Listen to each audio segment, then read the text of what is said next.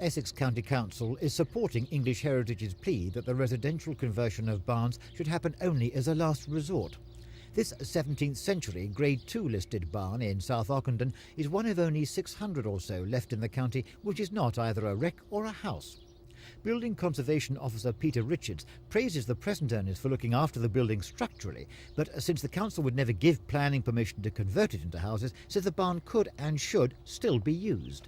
It's obviously a good case for storage. It's a big spatial building, or it could be used, I think, for workshops. There's a possibility of putting some glazing behind the large doors there, and it could be used for a light industrial or craft use, workshop use. What is the incentive for owners of this barn to do something like that?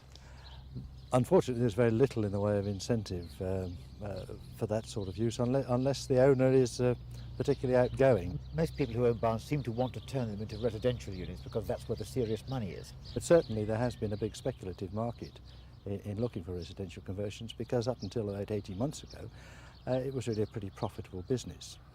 But at the same time it was creating a great problem in that it was destroying the essential characteristics of the listed barns. 9 years ago, this magnificent 16th century structure was a wrecked barn. It was bought for conversion and with all the proper permissions was made into a house. Today, says Peter Richards, permission would most likely not have been granted, no matter how well the transformation worked out.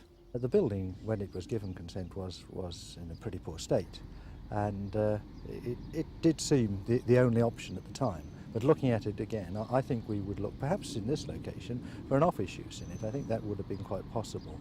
And that would have avoided the garden setting that it's now got. I mean, it's got a very pleasant garden, but in fact it isn't really the setting that a barn deserves, which is far simpler.